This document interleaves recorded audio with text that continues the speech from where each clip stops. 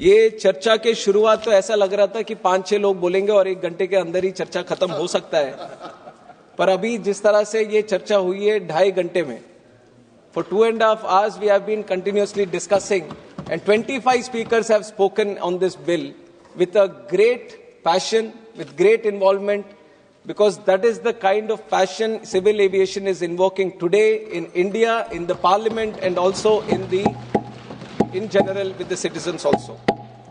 And ये काफी स्वाभाविक है इस तरह सा उत्साह अभी सिविल एविएशन में सबकी तरफ से देखना, और ये आसान बात नहीं है। मैं कुछ आंकड़े बताना चाहता हूं कि सिविल एविएशन की बढ़ोतरी और जिस तरह से हमारे हनुमान भाई ने बोला है कि आश्चर्यजनक उछाल जिसने लिया है, और ये उछाल ऐसे ही नहीं हुआ है, ये उछाल के पीछे एक विजन था।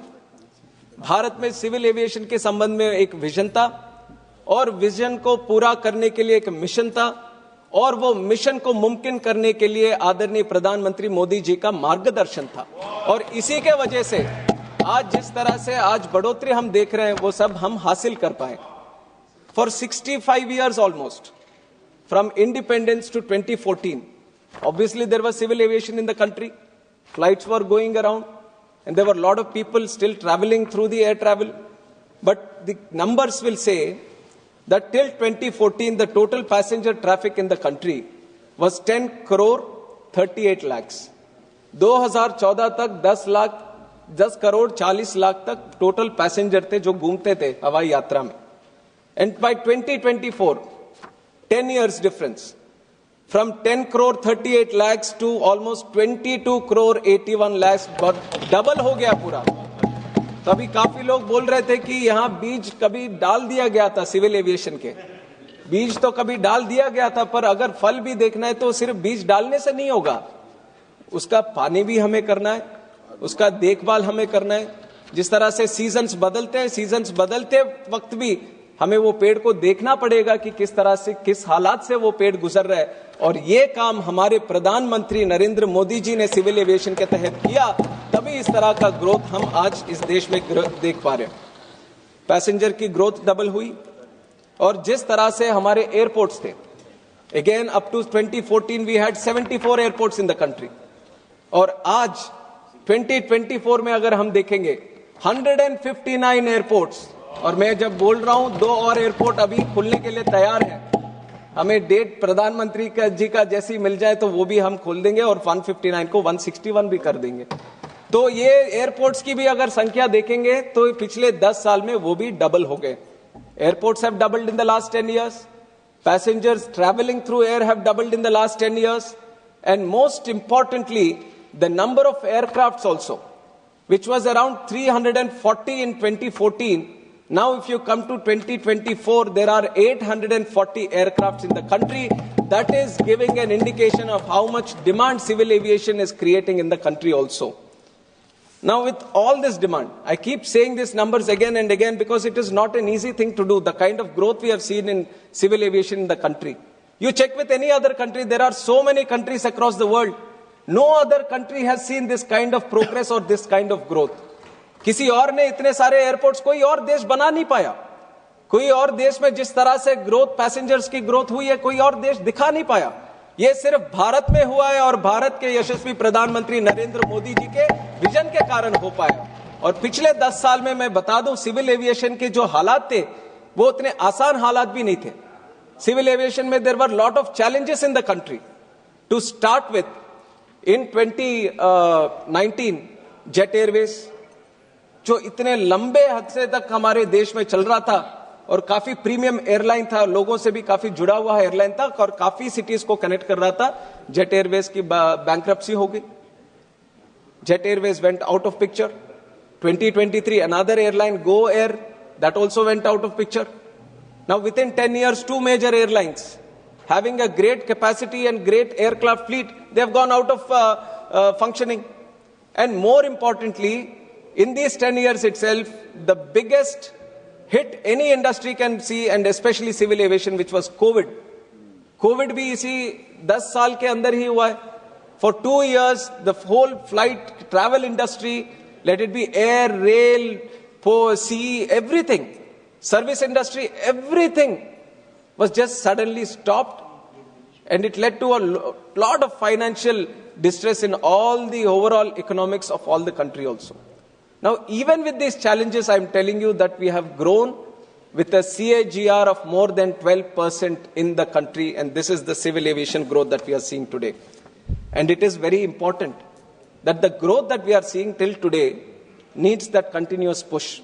Because as far as the government is there, as far as the ministry is there, this is just the beginning. The growth that you are seeing in the country is just the beginning. अभी तो ये शुरुआत है. अभी और भी काम हमें करने पड़ेंगे. और उसी केस में हम ये बिल भी आज लेके आए ताकि सिविल एविएशन को जिस तरह से नरेंद्र मोदी जी ने पिछले 10 साल में आगे बढ़ाया, उसको वही स्पीड, वही मोमेंटम हम आगे भी बढ़ाते रहें. और ये सिविल एविएशन का आज जो बिल हम लेके आए, केप टाउन कन्वेंशन है इसका शॉर्ट फॉर्म, जो protection of interest in aircraft objects bill जहां से हम लेके आ रहे हैं वो केप टाउन कन्वेंशन था. साउथ अफ्रीका केप टाउन में 2001 में ये एक मीटिंग वहां पे हुई. देश के दुनिया के सारे कंट्रीज वहां पे मौजूद थे और उसका कारण ये था कि एयरक्राफ्ट का जो एयरलाइंस का जो एयरक्राफ्ट लेने का बिजनेस था वो मॉडल थोड़ा बदल रहा था. पहले तो ऐसा था एयरक्राफ्ट्स वो खुद ही परचेज कर रहे थे, उसमें कोई दिक्कत नहीं है, अपने पैसे लगाकर खुद खरीद रहे थे, पर उससे कॉस्ट बर्डन बहुत ज्यादा बढ़ रहा था. The burden of buying planes on your own and having them in your inventory was putting a lot of pressure on the financials of the airlines. So one innovative model came out, which was the leasing model. कि airlines बोल रहा है कि मैं खुद खरीदूंगा नहीं, कोई और खरीदेगा तो उसके पास मैं लीज ले लूंगा. और वो लीज लेने के लिए बीच में बैंकर भी रहता है या क्रेडिटर भी रहता है, तो पैसे कहीं से आ रहे हैं, प्लेन किसी और के पास है और चला कोई और रहा है. और ये जो 3-4 स्टेक होल्डर्स हैं इस पूरे लीजिंग इसमें, वो सारे अलग अलग देशों में बैठे होते हैं और हर देश का ऐसा ज्यूरिसडिक्शन रहता है, वहां के लीगल प्रोविजंस रहते हैं, वहां के अलग लॉस रहते हैं. और जब आप इंटरनेशनल ज्यूरिसडिक्शन ऐसे डील करते हो, कई सारे समस्या आते हैं कि ये लीजिंग इंडस्ट्रीज को स्ट्रीमलाइन करने के लिए. और 2001 में इसी कारण के साथ उन्होंने सोचा कि आज सिविल एविएशन एक कोई देश का सब्जेक्ट नहीं है बट ग्लोबल सब्जेक्ट है, और ग्लोबली सिविल एविएशन को ग्रो करना है तो हमें कोई कॉमन ज्यूरिसडिक्शन लेके आना पड़ेगा जिसको सारे एग्री करें, तो सबके पास ये लीजिंग करने का एक मौका मिलेगा, सारे इंप्रूव करेंगे अपने अपने सिविल एविएशन अपने देश में. तो 2001 में ये जब केप टाउन कन्वेंशन आया उसमें 3 अलग अलग प्रोटोकॉल भी बनाए थे. एक तो एयरक्राफ्ट का ही था, दूसरा स्पेस टेक्नोलॉजी के बारे में एक प्रोटोकॉल बनाया था, और तीसरा रेलवेज के बारे में भी बनाया था. पर हम आज जो डिस्कस कर रहे हैं वो केप टाउन कन्वेंशन के एयरक्राफ्ट प्रोटोकॉल के संबंध में ही हम बात कर रहे हैं. और बिल में भी यही लिखा हुआ है कि जो ये आज विधेयक है, जो अधिनियम बनने वाला है, वो सिर्फ रिलेट करेगा एयरक्राफ्ट प्रोटोकॉल का ही जो केप टाउन कन्वेंशन से निकलता है. और इसका मूल कारण भी यही है कि लीजिंग इंडस्ट्री को हम बढ़ावा दें, लीजिंग इंडस्ट्री के जो इंटरनेशनल जो कन्वेंशन है उससे हम एग्री करें. तो इसमें हमने देखा 2001 में तो हो गया था केप टाउन कन्वेंशन, पर इंडिया उस समय उसको एक्सीड नहीं किया, एग्री नहीं किया कि अभी हम इसके साथ जुड़े हुए हैं. तो 2001, 2002, 2003, 2004, 2005 बिजनेस बढ़ रहा है, एविएशन भी बढ़ता जा रहा है. फिर कहीं से ये प्रेशर आया कि इस तरह का ये जो कन्वेंशन है वो भारत में भी लागू होना चाहिए.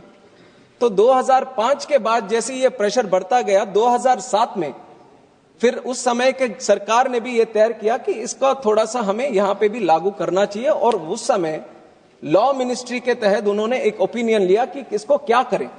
कन्वेंशन तो बना हुआ है केप टाउन में, तो इसको अगर हमें लागू करना है इधर तो किस तरह से इसका आगे बढ़ाए.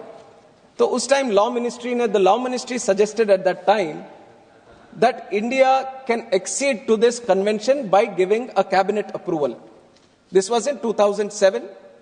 All the discussion happened. Cabinet approval was also given. By 2008, we have formed a declaration based on the convention and the protocol, and we have submitted it to the International Civil Aviation Organization, and we have become a signatory of the Cape Town Convention, but only by cabinet approval.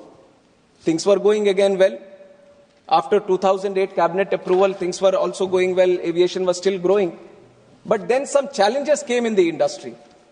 2015 में leasing business भी चल रहा था. Spice jet के पास 2-3 लेसोर के planes आए और spice jet वापस पे नहीं कर पा रहा था उनको. तो फिर लेसॉर्स ने उनको सोचा अगर ये पे नहीं कर पाएंगे तो हमें वापस लेना चाहिए प्लेन। तो उन दोनों के बीच में एक एग्रीमेंट था, इडेरा एग्रीमेंट, जिससे कि 5 दिन में वो वापस प्लेन लेके जा सकते हैं। और ये रजिस्ट्रेशन डी रजिस्ट्रेशन जो एयरक्राफ्ट का बिजनेस रहता है वो हमारे सरकार के अंदर जो डीजीसीए है वो करता है। तो लेसॉर डीजीसीए के पास गया और उन्होंने बोला कि ये तो पैसे नहीं दे रहे तो हमें वापस लेना चाहिए, ये रहा एग्रीमेंट 5 दिन में मेरा। पर डीजीसीए उस समय बोलता है कि जो अभी जो लॉ है, कोई लॉ ऐसा नहीं है कि जो मेरे को प्रावधान देता है कि मैं आपको ये एग्रीमेंट के तहत डी रजिस्टर करूं। तो एक समस्या वहां पे उत्पन्न हुई। फिर उसके बाद हमने क्या किया, रूल्स बदला हमने कि डीजीसीए को पावर दिया कि आप डी रजिस्टर करो। But we all should realise that the rules are a subordinate legislation, law always is the primary legislation. So the शक्ति लॉ के साथ, अधिनियम के साथ जो मिलता है वो रूल्स के साथ मिलता नहीं है। पर उस समय का एक हालात निकला तो उसको सोचा कि इसका कुछ जुगाड़ निकाल के वो करते हैं, उसमें रूल्स में कर दिया। 2015 में उस समस्या का कुछ निकल गया।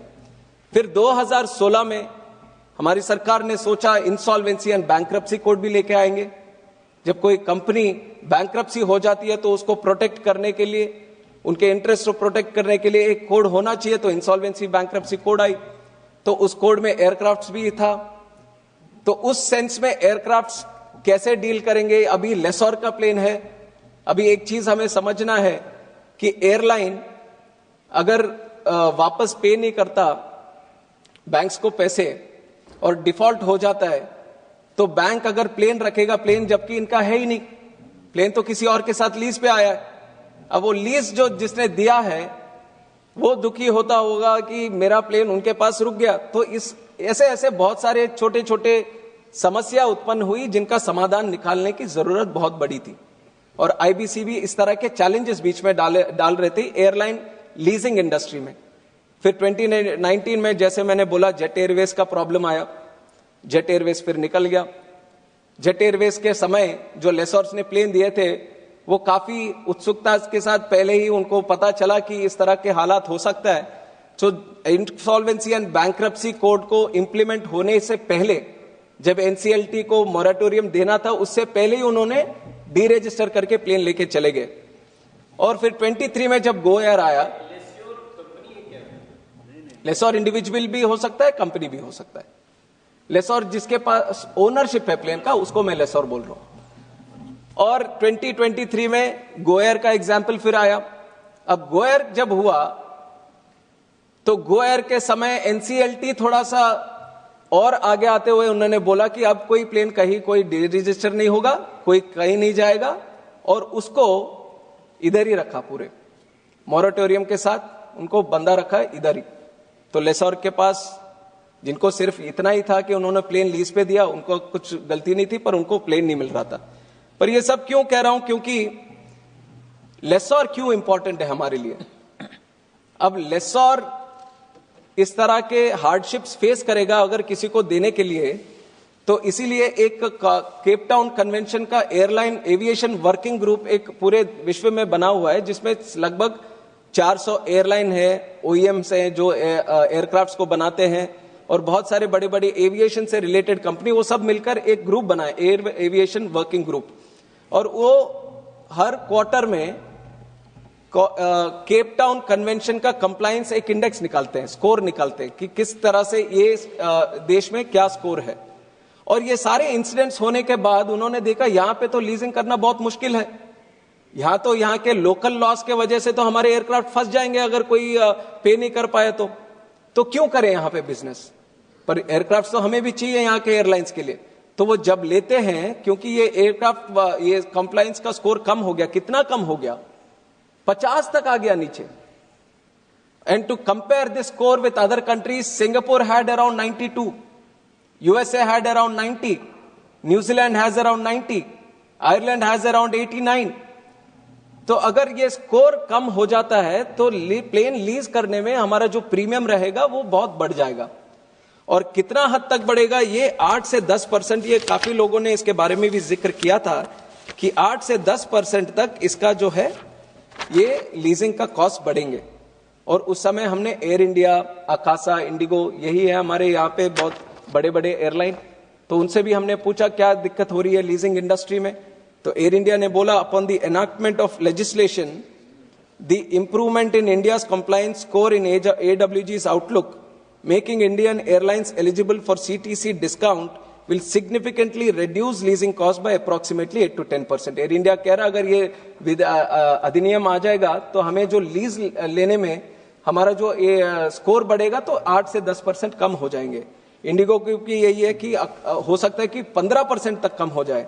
आकाशा बोलता अगर ये नहीं है तो $15,000 पर महीने हमारे लीज के रेट बढ़ जाएंगे, और ये डॉलर के हैं, $15,000 के रेट, और एडिशनल 15 करोड़ US$ पर एयरक्राफ्ट उसका भी आगे देने की नौबत आएगी। तो ऐसा है कि अगर लीजिंग का स्कोर कम हो गया तो इस तरह के हालात पैदा हो जाएंगे जहां पे आपको लीजिंग करने में बहुत सारी दिक्कत होंगी। और इंडिया का ऐसा मार्केट है, अभी ज्यादातर डिस्कशन भी चल रहा था, कुछ तो सीमित थे बिल के संबंध में, और बाकी सब तो ज्यादा दो चीज पे थे। एक तो है कि जहां पे एयरपोर्ट है वहां पे कनेक्टिविटी चाहिए, जितना अच्छा कनेक्टिविटी उतना अच्छा वहां एयरपोर्ट से कनेक्टिविटी चाहिए, और दूसरा है कि एयरफेयर्स बढ़ते जा रहे हैं। तो इन दोनों का सबसे मूल समस्या यह है कि जितना डिमांड आज भारत में है उतने प्लेन्स नहीं है। तभी तो हमारे एयर इंडिया हो, इंडिगो हो, आकाशा हो या कोई और एयरलाइन हो, अभी 1700 प्लेन अभी ऑर्डर में है और बाकी है अभी आने के लिए। अभी इस तरह का डिमांड नहीं है तो क्यों ऑर्डर करेंगे ये लोग सारे इतने सारे plane? Because India has that kind of demand, they have ordered up to 1700 planes today, and the rate of which the planes are coming into the country are up to 5 to 10 only, क्योंकि Covid के बाद उसके supply chain के उसके issues हैं, तो plane बन के आने में बहुत समय लगता है। तो 1700 प्लेन्स अगर हम बोलें कि 5 से 10 हर महीने में आ रहे तो ये 1700 कब तक आए? पर एयरलाइंस के मन में है कि इतना बड़ा डिमांड है, हमें इतने सारे प्लेन्स चाहिए। अब तुरंत अगर प्लेन्स हमें लाने पड़ेंगे तो लीजिंग ही एक मौका है कि लीजिंग कहीं किसी के पास है तो तुरंत लेके आए। और लीजिंग का प्रीमियम आप इतना बढ़ा दोगे क्योंकि यहां पे संविधान उसके हिसाब से नहीं है, उसके लॉस इतने या यहां पे प्रोटेक्टिव नहीं है, तो उसके लीजिंग कॉस्ट बढ़ जाएंगे। कोई देने के लिए भी तैयार नहीं रहेगा, तो प्लेन्स उतने जितने चाहिए उतने आएंगे नहीं, और जो आएगा वो भी बड़े दाम पे आएगा। तो एयरलाइंस का तो जैसे आपको पता है वो तो बिजनेस का वो है, तो जैसे उसका वो लीजिंग कॉस्ट बढ़ेगा उसका वो तैरते तैरते तैरते वो पैसेंजर पे ही पड़ेगा। अब फिर एयरफेयर्स का वही डिस्कशन चलता रहेगा। तो क्योंकि हमें एयरफेयर्स भी रीजनेबल रखने हैं और एयरक्राफ्ट के फ्लीट भी हमारे देश के अंदर बढ़ाना है, तो उसके सेंस में ये बिल हम लेके आए। और मैं सोचता हूं कि आप थोड़ा स्टोरी इसका समझ गए होंगे। तो इसका मेन कारण हमें ये बिल लेके आने के लिए इतना है कि हमें AWG ग्रुप में जो स्कोर है उसको हमें बढ़ाना था। 50 से अभी काफी 61 तक आया, पर अभी जैसे ही आप सब लोग विपक्ष भी काफी साथ दे रहे हैं तो आप भी साथ देके इसको पारित कीजिए, तो पूरे विश्व में बहुत अच्छे से स्कोर हम भारत बना पाएंगे और हम भी ज्यादा से ज्यादा प्लेन तुरंत लेके आ पाएंगे। इसके बहुत सारे अच्छे वो हैं, जैसे कॉस्ट एफिशिएंसी मैंने बोला है, कम कॉस्ट में आप ज्यादा प्लेन लेके आ सकते हैं, तो बर्डन जो एयरलाइंस पे रहेगा वो कम होगा, और फ्लीट एक्सपेंशन जो है तुरंत कर सकते हो। इतना मैन्युफैक्चर करके जल्दी लाने में बहुत दिक्कत होगी, पर लीजिंग करते रहो तो जल्दी जल्दी आपके फ्लीट को आप और एक्सपैंड कर सकते हो। और ऊपर से एक है कि ये एयरफेयर्स का जो मैंने बताया है, और ऊपर से हमने केप टाउन कन्वेंशन को तो पहले ही सिग्नेटरी बन चुके हैं, और केप टाउन कन्वेंशन के जब ऑलरेडी आप एग्रीमेंट में हो तो अच्छा है उसको और सशक्त करके एक अधिनियम एक भी बनाए और इसके तहत हम आगे बढ़े। तो इस केस में मैं जरूर चाहूंगा कि जो भी यहाँ पे उपस्थित है सारे पूरी हाउस इसके अनुरूप में सब वो करें। तो जैसे कि ये पूरा बिल का विषय था, तो बिल जरूर हमें सबको पारित करना चाहिए, इंडस्ट्री को सपोर्ट करना चाहिए, जो कि पूरा इसका बेनिफिट अल्टीमेटली हमारे आम नागरिक को, पैसेंजर को भी मिलने वाला है। और हवाई चप्पल से हवाई जहाज का सफर वो बिल्कुल हवा वाली बात नहीं है, ये बिल्कुल सच करके हमने पिछले 7 साल में दिखाया है। और जो भी हमारे प्रतिमा मंडल जी हो या फिर यहाँ पे हो, ये सब आज एयरपोर्ट की मांग करते हैं और एयरपोर्ट की कनेक्टिविटी की करते हैं। अगर आज भी ऐसे ही होता, ये एविएशन इंडस्ट्री या एयरलाइन की यात्रा अगर बड़े बड़े लोगों की होती तो और बड़े बड़े लोग उस शहर में रहते तो शायद मांगते कि 5 स्टार होटल यहाँ पे बनाए, पर वो नहीं मांग रहे। वो सब लोग मांगते हैं कि एयरक्राफ्ट चाहिए, कनेक्टिविटी चाहिए, एयरपोर्ट चाहिए, क्योंकि इन सब चाहते हैं कि आप तो आम नागरिक के लिए बात करते ना यहाँ पे, आप सब लोग चाहते हैं कि कॉमन मैन की बात यहाँ पे करें। तो आपकी भी आपने बात सुनी, आपने बोला कि एयरपोर्ट चाहिए, कनेक्टिविटी चाहिए, नया एयरपोर्ट भी चाहिए। तो जरूर यहाँ सदन में जो भी उत्सुकता से बोलते हैं, आम नागरिक की बात होती है और सिविल एविएशन आज सबके मुंह से निकल रहा है, सबके मन से निकल रहा है, तो जरूर आम नागरिक चाहता है कि आज सिविल एविएशन का आगे बढ़ाए और एविएशन को बढ़ाए। और ये 10 साल में हुआ है। आपके विषय पे भी आएंगे, आपके विषय पे भी आएंगे।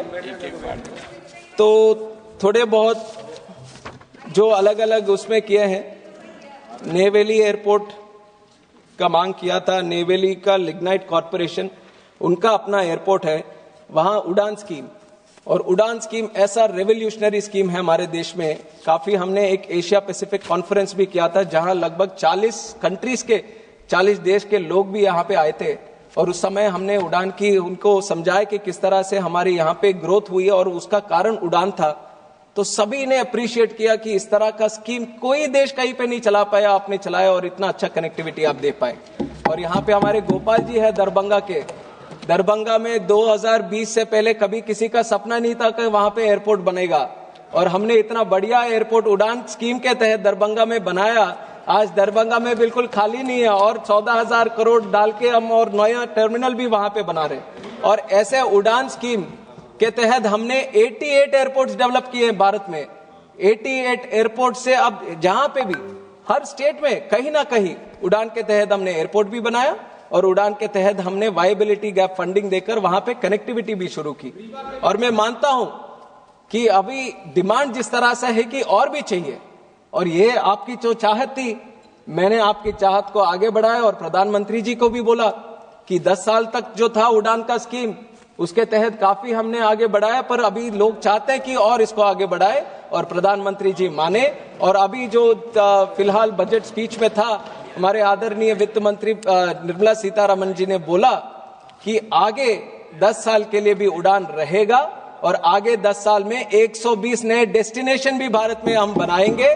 और जो उत्तर पूर्वी है या हिल स्टेट्स है या एस्पिरेशनल डिस्ट्रिक्ट्स है, वहां पे हेलीपैड का भी सुविधा वहां पे हर डिस्ट्रिक्ट में करने वाले हैं। तो इस तरह का तो पंचमढ़ी का भी आ जाएगा, उधर उसी में कर देंगे।